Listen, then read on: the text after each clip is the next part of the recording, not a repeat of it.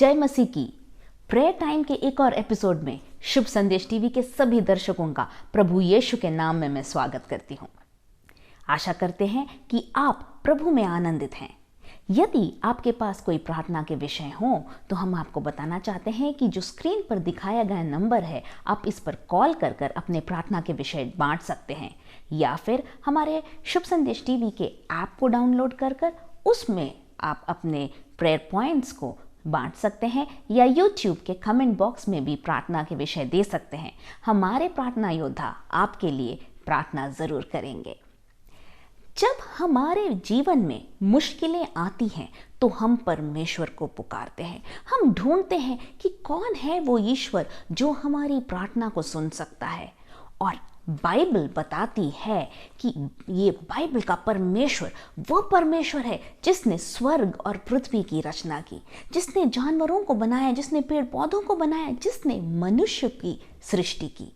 और न केवल मनुष्य की सृष्टि की, किंतु उससे इतना प्रेम किया और चाहा कि उससे एक रिश्ते में बंधा रहे। किंतु पाप ने इस रिश्ते को तोड़ा, लेकिन परमेश्वर का प्रेम उस सबसे अधिक था और उसने अपने इकलौते पुत्र यीशु को इस संसार में भेजा ताकि वो हमारे पापों के बदले वो उस दंड को ले ले और हमें उस रिश्ते में वापस जोड़ दे। और इस कारण आज हम उस ईश्वर के सामने जा सकते हैं, पुकार सकते हैं और बुला सकते हैं। और ये ज़रूरी है हम जानें कि जो परमेश्वर को हम बुला रहे हैं वह योग्य है या वो सक्षम है उन प्रार्थनाओं का जवाब देने के लिए, उन मुश्किलों में एक रास्ता खोलने के लिए, उस बीमारी में एक चंगाई को घोषित करने के लिए, उस आर्थिक जो विपत्ति है या परेशानियां हैं उसको फेरने के लिए या पलटकर आशीषों को देने के लिए। और आज मैं आपके साथ बांटना चाहती हूँ जो वचन, वह है परमेश्वर सक्षम है या परमेश्वर योग्य है। इसके पहले कि हम प्रभु के वचन में जाएं, आइए हम प्रभु से मांगेंगे कि वो हमसे आज के दिन बातचीत करें। प्रेमी पिता परमेश्वर, हम आपकी उपस्थिति में आते हैं। प्रभु, हम आपको और जानना चाहते हैं। प्रभु जी, हम आपकी उपस्थिति को महसूस करना चाहते हैं, आपकी आवाज़ को सुनना चाहते हैं और हमारे जीवन में एक बदलाहट को देखना चाहते हैं। प्रभु, आप अपने आप को हमारे जीवनों में प्रकट करें। वचन के द्वारा हर एक जो सुन रहे हैं उनके कानों तक आपकी आवाज़ पहुंचने पाए। प्रभु जी, मेरे शब्द नहीं लेकिन पवित्र आत्मा की आवाज़ प्रभु हर एक के हृदय को तैयार करे। यीशु के नाम में हम मांगते हैं, आमीन। जैसे मैंने कहा कि हमारा परमेश्वर सक्षम है या योग्य है। जब मैं कहती हूँ कि वो सक्षम है तो उसका अर्थ क्या है? उसका अर्थ यह है कि वह शक्तिशाली है या सामर्थी है जो कार्य हम चाहते हैं उसे पूरा करने के लिए। उसके पास वो सब कौशल है जिससे वो उस कार्य को पूरा कर सकता है। वो माध्यम है जिसके द्वारा उस कार्य को पूरा कर सकता है। और सबसे बढ़कर उसके पास वो साधन है और वो हमारे मांगने से बढ़कर, हमारी समझ से बढ़कर, जितना हम सोच सकते हैं उससे भी परे वो कर सकता है। हमें जानना है कि जिस ईश्वर के सामने हम आए हैं वह सब कुछ कर सकता है। साधारण सा उदाहरण है, यदि आपके पास आपके ड्राइविंग लाइसेंस से रिलेटेड कोई प्रॉब्लम हो तो आप क्या करेंगे? आप ढूंढेंगे कि आरटीओ में किसी से पहचान है क्या। आप उनके पास इसीलिए जाएंगे क्योंकि आपको पता है यदि आरटीओ में किसी की पहचान है तो आपका काम आराम से हो जाएगा। यदि आपको कोई टिकट कहीं के लिए करवाना है रेलवे में तो आप कोशिश करेंगे कि रेलवे में आपकी किसी से पहचान है क्या, कि अगर कोई है जो रेलवे में काम करते हैं और आपकी उनसे पहचान है तो वो आपका टिकट कंफर्म करा सकते हैं। तो हम उन्हीं से के पास जाते हैं जिनके बारे में हम जानते हैं कि हाँ वो कर सकते हैं। और उसी तरह हमारे आत्मिक जीवन में या हमारे जीवन में भी होता है, हम उन्हीं के पास जाते हैं जिसे हम जानते हैं कि वो कर सकता है। वो है हमारा परमेश्वर। और आज मैं आपको परमेश्वर की योग्यता के विषय में कुछ बातें बांटना चाहूँगी। मैं इसको एक सीरीज में करना चाहूँगी। सबसे पहले इसको मैंने 3 भागों में बांटा है और सबसे पहले परमेश्वर की योग्यता का विवरण बांटना चाहूँगी। अर्थात हम बाइबल से देखेंगे कि क्या परमेश्वर का वचन कहता है उसकी योग्यता के विषय में। कुछ उदाहरण देखेंगे कि किस तरह परमेश्वर ने उसे पूरा किया, अपने वचन को पूरा किया। उसके अलावा दूसरी बात हम देखेंगे परमेश्वर की योग्यता का माप या आकार। यदि हम पौलुस के द्वारा लिखी हुई पत्री, इफिसियों की पत्री, उसका 3 अध्याय, उसका 14वें पद से 21वें पद तक पढ़े तो यहाँ पर पौलुस इफिसियों के लिए प्रार्थना कर रहा है और वो कह रहा है कि मैं चाहता हूँ तुम परमेश्वर के प्रेम में बढ़ो, उसको जानो, उसकी लंबाई, उसकी चौड़ाई, उसकी गहराई। वो कहता है कि तुम उसे समझो, उसके माप को जानो। तो उस तरह हम परमेश्वर के जो उसके योग्यता या सक्षमता का माप देखेंगे और आखिरकार हम देखेंगे परमेश्वर की योग्यता का प्रदर्शन। तो सबसे पहले जैसे मैंने कहा कि आज हम देखेंगे परमेश्वर की योग्यता का विवरण। हमें ये जानना है कि हम जिस परमेश्वर के पास आते हैं वह न केवल सुनता है, वो एक जीवित परमेश्वर है जो अपने कानों से हमारी प्रार्थनाओं को सुनता है। यदि हम पुकारें, वचन में लिखा है, दाऊद कहता है संकट के दिन में मैंने उसे पुकारा और उसने मेरी सुन ली। हाँ, वो परमेश्वर है जो सुनता है। और वचन कहता है कि उसका हाथ, ऐसा नहीं है कि वो कार्य नहीं कर सकता, उसका हाथ उस कार्य को कर सकता है जिसको हम मांगते हैं। वचन कहता है उसकी दृष्टि सदा हम पर बनी रहती है। तो ऐसा एक परमेश्वर है हमारा। तो आज मैं आपके साथ 4 बातें बांटना चाहूँगी परमेश्वर की योग्यता या सक्षमता का, जो विवरण देते हुए, बताते हुए, समझाते हुए आपको। सबसे पहले मैं चाहूँगी कि एक बात आप जान लें, अपने हृदय में गांठ बांध लें कि परमेश्वर के लिए कुछ भी मुश्किल नहीं है। हम देखते हैं यिर्मयाह उसके 32वें अध्याय उसके 17वें पद में क्या लिखा हुआ है। यहाँ मैं पढ़ना चाहूंगी। यहाँ लिखा है, हे प्रभु यहोवा, तूने बड़े सामर्थ और बढ़ाई हुई भुजा से आकाश और पृथ्वी को बनाया है। तेरे लिए कोई काम कठिन नहीं है। जैसा मैंने स्टार्टिंग में ही या शुरुआत में कहा कि वो परमेश्वर है जिसने सृष्टि की रचना की। यहाँ वो कह रहा है तूने अपनी बढ़ाई हुई भुजा से आकाश और पृथ्वी को बनाया। और उसके आगे वो कहता है तेरे लिए कुछ भी कठिन नहीं, उसके लिए कुछ भी कठिन नहीं। क्या आपको लगता है ये एक बहुत असंभव सी चीज है? क्या कोई बीमारी है? क्या कोई आर्थिक परेशानी है? या तो बिल है जिसको पे करना है और आपका बैंक बैलेंस कहता है कि अरे इतना सही है, असंभव सा लग रहा है। परमेश्वर का वचन कहता है उसके लिए कुछ भी कठिन नहीं। लूका 18 उसके 27 में लिखा है, यीशु ने कहा जो मनुष्य से नहीं हो सकता वह परमेश्वर से हो सकता है। जो मनुष्य के लिए असंभव है वो परमेश्वर के लिए संभव है। तो आप किस बात की चिंता कर रहे हैं? मैं आपको समझाना चाहूँगी कि मनुष्य को जो असंभव सा लगता है वो परमेश्वर के लिए संभव है। एक छोटा सा उदाहरण देना चाहूँगी बाइबल में से ही। यदि हम देखें उत्पत्ति की पुस्तक उसके 26वें अध्याय में, वहाँ इसहाक के बारे में लिखा है कि उस समय देश में एक बहुत बड़ा अकाल आया और इसहाक गेरार की ओर जाता है, दूसरे देश में जाता है और थोड़ी सी उसकी कहानी बताई हुई। और आगे जाके 12-13 पद में जब पहुँचते तो वहाँ लिखा है उसके बाद कि इसहाक ने बोया, उस देश में उसने बोया और क्या उसने 100 गुना फल पाया। कटनी उसकी 100 गुना थी। जब हर जगह क्या था? अकाल। परमेश्वर का वचन क्या कहता है? उसके लिए कुछ भी कठिन नहीं। क्या आप उस पर विश्वास करेंगे? यदि आप दृढ़ता से उस परमेश्वर पर विश्वास करेंगे तो आप इस बात को अपने जीवन में चख कर देखेंगे कि कुछ भी उसके लिए असंभव नहीं या कुछ भी उसके लिए मुश्किल नहीं। आप देखेंगे आज भी अगर आप चारों ओर देखें, बहुत से जो मृत्यु के कगार पे अपने आप का आत्महत्या के लिए पहुंचे हुए थे या आत्महत्या के लिए मन में ठान कर निकले हुए लोगों को परमेश्वर ने उनके जीवन में एक ऐसा कार्य किया कि पूरी तरह उनका जीवन पलट गया। क्या आप उस परमेश्वर पर विश्वास करेंगे? यदि हाँ, तो जान लीजिए आपके जीवन में भी कुछ भी ऐसा मुश्किल नहीं होगा, क्योंकि परमेश्वर के लिए कुछ भी मुश्किल नहीं है। दूसरा पॉइंट जो मैं आपको बताना चाहूंगी वह है कि परमेश्वर की योजनाओं को कोई नहीं रोक सकता। हाँ जी, परमेश्वर की जो योजना है वो अटल है, वो हमेशा पूरी होती है। चाहे आपको ऐसा लगे कि अरे ऐसा तो हो नहीं सकता, बहुत मुश्किल है, जैसे मैंने पहले बोला, उसके लिए कुछ भी मुश्किल नहीं है, तो परमेश्वर की योजनाओं को कोई नहीं रोक सकता।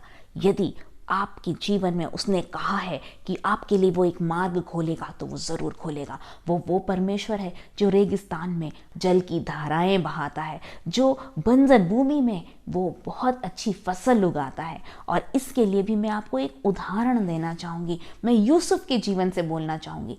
यदि आप को याद है, आपने वचन में पढ़ा होगा, नहीं तो ज़रूर पढ़ें, उत्पत्ति में ही दिया हुआ है। उसका 37, 38, 39वें अध्यायों में यूसुफ की कहानी दी हुई है। और यूसुफ जब जवान ही था तो उसने दर्शन देखा था कि उसके परिवारजन उसके सामने आकर घुटने टेक कर उसके सामने नमन कर रहे हैं।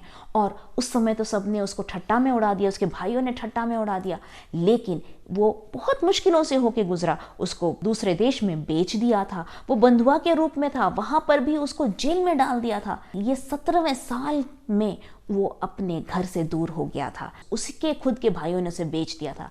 लेकिन 13 साल की कड़ी मुश्किल में से गुजरने के बाद, बहुत दुख और क्लेश में से गुजरने के बाद, जब वो 30 साल का हुआ तो परमेश्वर का वचन पूरा हुआ और वो मिस्र देश का प्रधानमंत्री बना। मैं आपको बताना चाहती हूँ, परमेश्वर की योजना को कोई नहीं रोक सकता। यदि उसकी वाचा है आपसे, या उसने कहा है आपके जीवन में कुछ करने का, तो वो ज़रूर पूरा होगा, चाहे दुनिया कुछ भी कर ले। क्योंकि क्या आपको एक प्रॉमिस मिला है आपके प्रमोशन के लिए, या आपको वचन में से मिला है आपके बिजनेस के लिए, और आपको लग रहा है कि अरे नहीं, इस व्यक्ति के कारण मेरा बिजनेस नहीं चल रहा, मेरे बॉस के कारण मेरा प्रमोशन नहीं हो रहा। याद रखें, प्रमोशन या बिजनेस में उन्नति या कोई भी आशीष व्यक्तियों से नहीं आती, उस परमेश्वर से आती। उसके हाथ को पकड़े रहें, प्रार्थना में लगे रहें, और ज़रूर याद रखें, उसकी योजना को कोई भी रोक नहीं सकता। तभी तो अय्यूब उसके 42 के दूसरे पद में लिखा है, मैं जानता हूं कि तू सब कुछ कर सकता है और तेरी युक्तियों में से कोई रुक नहीं सकती। परमेश्वर की योजना को कोई रोक नहीं सकता। तीसरा पॉइंट जो मैं आपके साथ बांटना चाहती हूँ वह है कि उसने सभी चीज़ें बनाई हैं और सभी चीज़ें उसकी सेवा करती हैं। जैसे मैंने शुरुआत में ही कहा कि वो सृष्टि का बनाने वाला, रचने वाला है। उसने न केवल चांद तारे धरती को बनाया, जानवरों को बनाया, चिड़िया को बनाया, मछलियों को बनाया, मनुष्य को रचा, और ये सब उसकी सेवा करते हैं। यदि हम देखें भजन संहिता 119 उसके 91वें पद में लिखा है कि पृथ्वी वे आज के दिन तक तेरे नियमों के अनुसार ठहरे हैं, क्योंकि सारी सृष्टि तेरे अधीन है। हम जानते हैं सूरज रोज सुबह उगता है और शाम को ढल जाता है। पृथ्वी अपने ही एक्सिस पे घूम रही है। मौसम बदलते हैं, गर्मी के बाद बारिश, बारिश के बाद सर्दी, सर्दी के बाद वसंत, वसंत के बाद फिर से गर्मी की ऋतुएं सारे अपने समय पर आते हैं। हर एक चीज़ जिसकी सृष्टि की है परमेश्वर ने ही सृष्टि की है और वह उसकी सेवा करते हैं। इसका एक उदाहरण मैं आपको बताना चाहूँगी बाइबल से ही। यदि आपको याद है, एलिया के विषय में, वो नबी था जिसने आहाब राजा के समय में एक घोषणा की थी और उसने जाके नबूवत की थी कि अगले 3 साल के लिए, या जब तक मैं ना कहूँ, इस देश में बारिश नहीं होगी। और उसके बाद परमेश्वर ने उसको करीत नामक एक नाले के पास भेजा था और वो वहाँ रहता था। और वचन क्या कहता है, पहला राजा 17 उसके 5वें और 6वें पद को मैं पढ़ना चाहूँगी। यहाँ लिखा है, यहोवा का यह वचन मानकर वह यरदन के पूर्व में करीत नामक नाले में जाकर छिपा रहा, और सवेरे और सांझ को कौवे उसके पास रोटी और मांस लाया करते और वह नाले का पानी पिया करता। वचन बताता है कि परमेश्वर ने कौवों को आज्ञा दी थी कि एलिया को सुबह और शाम रोटी और मांस पहुंचाए। ये जो सृष्टि है वह भी उसकी आज्ञा को मानती है और उसका उदाहरण यही है। चौथा पॉइंट जो मैं आपके साथ बांटना चाहूँगी वो यह है कि वो वही करते हैं जो वो चाहे। भजन संहिता 115 उसके 3 पद में लिखा है, हमारा परमेश्वर तो स्वर्ग में है, उसने जो चाहा वही किया है। हमारा परमेश्वर स्वर्ग में विराजमान है, उसके लिए वो जो चाहे वो कर सकता है। आपको अपनी बुद्धि या अपनी समझ से उसको सीमित करने की ज़रूरत नहीं है। कई बार मनुष्य हम क्या करते हैं, हम अपनी बुद्धि को लगाते हैं कि क्या ये हो सकता है, क्या ये संभव है।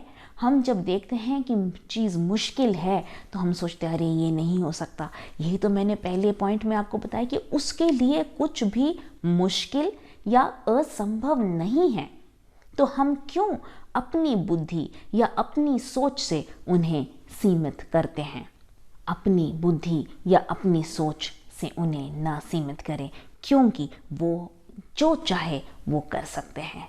जैसे मैंने कहा था कि समुद्र की लहरों को पर भी उसका ही नियंत्रण है।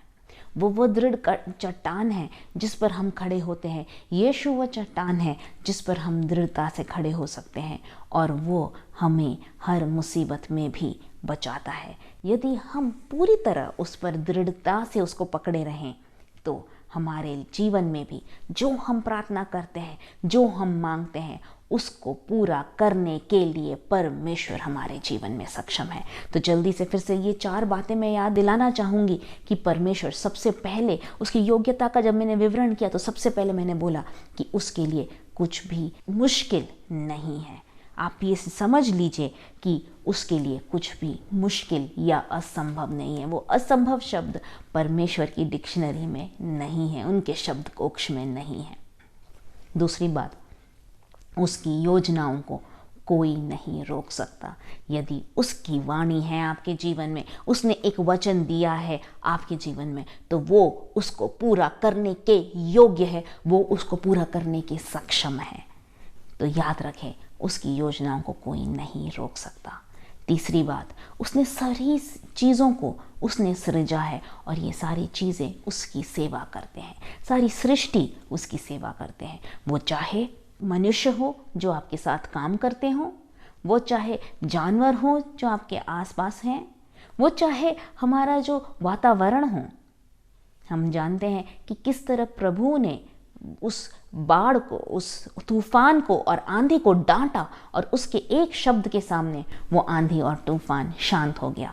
तो उसी तरह हम जानते हैं कि सारी सृष्टि उसकी रचना है और वे उसकी सेवा करते हैं। और आखिरकार मैंने बताया कि वो जो चाहें वो करते हैं। क्या आप उस परमेश्वर को पुकारेंगे? वो परमेश्वर जो सक्षम है, वो परमेश्वर जो योग्य है। लेकिन इसके पहले कि मैं इस वचन को बंद करूं, मैं एक और बात बताना चाहूँगी। यदि मैं कहूँ लेकिन भाइयों और बहनों कुछ ऐसी बातें हैं जो परमेश्वर नहीं कर सकते, तो आप शायद मेरे से पूछेंगे, सिस्टर पिछले इतने मिनट से तो आप हमें यही सिखा रहे हैं कि वो सब कुछ कर सकते हैं, वो सक्षम है, तो ऐसे कैसा है कि वो कुछ कामों को नहीं कर सकते? हाँ, जल्दी से मैं 4 बातें बताना चाहूँगी जो परमेश्वर नहीं कर सकते, जिसको करने में वो सक्षम नहीं है। सबसे पहली बात जो है वो अपने खुद का इनकार नहीं कर सकते।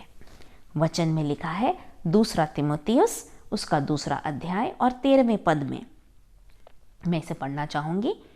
यदि हम अविश्वासी भी हों तो भी वह विश्वास योग्य बना रहता है, क्योंकि वह आप अपना इनकार नहीं कर सकता।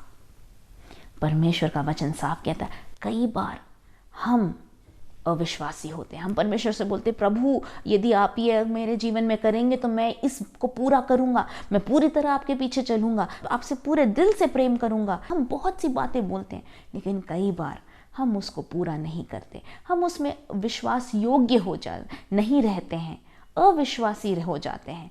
किंतु वचन कहता है परमेश्वर हमेशा विश्वास योग्य रहता है। वो नहीं बदल सकता, वह अपने आप का इनकार नहीं कर सकता। दूसरी बात जो परमेश्वर नहीं कर सकते वो है वो झूठ नहीं बोल सकते। वो सत्य है। यीशु मसीह के विषय में लिखा है कि मार्ग, सत्य और जीवन वही है। यीशु ने स्वयं कहा, मार्ग, सत्य और जीवन मैं ही हूँ। लेकिन इसके विपरीत शैतान कौन है? वो झूठ का पिता है। वो झूठ का पिता है और हर छल, कपट और झूठ उसी में से आता है। वो किस लिए आता है? कि वो चोरी करे और घात करे। लेकिन प्रभु यीशु आए कि वो हमें अनंत जीवन दे। तो इस बात को जान लीजिए कि वो झूठ नहीं बोल सकता। तीतुस उसका 1 अध्याय और 2 पद में लिखा है, उस अनंत जीवन की शिक्षा पर जिसकी प्रतिज्ञा परमेश्वर ने, जो झूठ बोल नहीं सकता, सनातन से की है। वह परमेश्वर जो झूठ बोल नहीं सकता। ये परमेश्वर का वचन है। ये साफ कहता है कि वो झूठ नहीं बोल सकता, वो बदल नहीं सकता। और चौथी बात जो वो नहीं कर सकते, वो मैं आपको बताना चाहूँगी कि उनकी बुरी बातों से परीक्षा नहीं हो सकती और न ही वो हमारे जीवन में प्रलोभन या परीक्षा वो लाते हैं। कहाँ हम देखते हैं इसको? यदि आप देखें याकूब उसका 1 अध्याय उसके 13वें पद में लिखा है, जब किसी की परीक्षा हो, और यहाँ परीक्षा का अर्थ प्रलोभन से है, तो वह यह ना कहे कि मेरी परीक्षा परमेश्वर की ओर से है, क्योंकि न तो बुरी बातों से परमेश्वर की परीक्षा हो सकती है और न वह किसी की परीक्षा आप करते हैं। हमारे जीवन में जो प्रलोभन या जो टेम्पटेशन जिसको कहते हैं इंग्लिश में, वो क्यों आते हैं? वो कई बार वो इसलिए आते हैं क्योंकि हमारा जो शरीर है, हम निर्बल हैं और हम कई बार उन प्रलोभन के लिए अपने आप को उसके सामने ले आते हैं। परमेश्वर का वचन कहता है, तुम्हें शैतान के या इन प्रलोभन जहाँ हो सकते उन जगहों से भी हमें भागना है। हमें शैतान का विरोध करना है। और वो जब हम उसका विरोध करते हैं, हम जब उसके विरुद्ध खड़े होते हैं, वचन में बलवंत होकर खड़े होते हैं, तो वो भाग खड़ा होता है। परमेश्वर बुरी बातों से उसकी परीक्षा नहीं होती, न ही वो हमारी इस तरह परीक्षा लेता है। कई बार लोग उनके जीवन में जब वो गलती में गिर जाते हैं, जो पाप में गिर जाते हैं, तो वो परमेश्वर पर दोष लगाते हैं कि परमेश्वर ने ही वो मेरे जीवन में ये कमी दी, इसकी गलती परमेश्वर की है। वो कई बार दोष परमेश्वर पर लगाते हैं। लेकिन परमेश्वर ऐसा नहीं कि वो बुरी बातों से आपकी परीक्षा ले। तो मेरे प्रियो, मैं चाहती हूँ कि आप इस बात को जान लें कि वो बुरी बातों से उसकी परीक्षा नहीं ली जा सकती। और आखिरी बात जो मैं बताना चाहूँगी, वह अपना मूल स्वभाव नहीं बदलता। क्योंकि जैसे हम जानते हैं परमेश्वर का मूल स्वभाव क्या है? परमेश्वर प्रेम है। परमेश्वर का मूल स्वभाव क्या है? वो परमेश्वर पवित्र है। परमेश्वर का मूल स्वभाव है कि वो न्यायी है। हम परमेश्वर की ओर देखें। मैं एक पद पढ़ना चाहूँगी, गिनती उसका 23 और 19वां पद। वहाँ लिखा है, ईश्वर मनुष्य नहीं कि झूठ बोले, और वह न आदमी है कि अपनी इच्छा बदले। परमेश्वर बदलता नहीं है, वो सनातन एक सा बना रहता है। तो जल्दी से 4 चीज़ें वो जो नहीं कर सकता। सबसे पहले वो अपने आप का इनकार नहीं कर सकता। दूसरा, वो झूठ नहीं बोल सकता। तीसरा, उसकी बुरी बातों से परीक्षा नहीं हो सकती। और चौथा, वह अपना मूल स्वभाव नहीं बदल सकता। क्या आज आप उस परमेश्वर को जानेंगे? क्या आप उसके सामने आएंगे कि हाँ प्रभु, मैं जानता हूँ, मैं इस वचन को समझ गई हूँ कि आप सक्षम हैं, आपके लिए कुछ भी असंभव नहीं है। यदि आपने कुछ कहा है तो आप उसके पूरा करने योग्य हैं। हो सकता है लोग हमारे बुराई के लिए चीज़ों को करें, किंतु आप उसको पलट देते हैं हमारी भलाई के लिए। यदि आप इस बात पर विश्वास करेंगे तो वो परमेश्वर है जो आपको आशीषित करेगा, आपके जीवन में आपके विश्वास के अनुसार बातों को पूरा करेगा। आइए हम परमेश्वर से मांगे, हे प्रभु अपने स्वभाव को मुझ में डालें, अपनी पवित्रताई को, अपनी सच्चाई को, अपने प्रेम को मुझ में उंडेलें, मुझे अपने जैसा बनाएं और मेरे अंदर इस बात को पूरी तरह बिठा दे कि आप मेरे लिए कुछ भी करने को सक्षम हैं। वचन कहता है तुम कई बार इसलिए नहीं पाते क्योंकि तुम नहीं मांगते, किंतु इसके अलावा याकूब ये भी कहता है कि तुम मांगते तो हो लेकिन पाते नहीं। क्यों? क्योंकि जो लालसा है तुम्हारी वो गलत है, तुम गलत मंशा से मांगते हो, परमेश्वर की इच्छा के अनुसार नहीं मांगते। यदि हम उसकी इच्छा के अनुसार मांगे तो वो सक्षम है उसको पूरा करने के लिए। आइए हम प्रार्थना करेंगे। प्रेमी पिता परमेश्वर, हम धन्यवाद देते हैं समय के लिए, धन्यवाद आपके वचन के लिए। प्रभु हम इस बात को समझ गए हैं, इस बात को हमने अपने जीवन में बिठा लिया है कि आप सब कुछ करने के सक्षम हैं। आप हमारे जीवन में असंभव को संभव करने में सक्षम हैं। प्रभु जो आपका वो जो स्वभाव है वो हमारे अंदर आने पाए, उससे हमें भरें, पवित्र आत्मा की सामर्थ से भरें और हमें बहुतायत का फल लाने वाले बना। प्रभु जी धन्यवाद आपके वचन के लिए। इस विनती को यीशु के मीठे और मधुर नाम में मांगती हूँ, सुनिए और ग्रहण करिए, आमीन। एक और बार याद दिलाना चाहूँगी, यदि आपके कोई प्रार्थना विषय हो तो ज़रूर हमको लिखें। स्क्रीन पर दिखाए गए नंबर पर आप हमको कॉल कर सकते हैं। शुभ संदेश टीवी के ऐप को डाउनलोड करें और उसके चैट बॉक्स में आप हमको अपने प्रार्थना के विषय भेज सकते हैं, या आप YouTube पर भी अपने प्रार्थना के विषय हमसे बांट सकते हैं। हमारे प्रार्थना योद्धा ज़रूर आपके लिए प्रार्थना करेंगे। मैं आशा करती हूँ कि आने वाला हफ्ता आपके लिए बहुत आशीषमय हो। प्रभु यीशु आप सभी को आशीषित करे। जय मसीह की।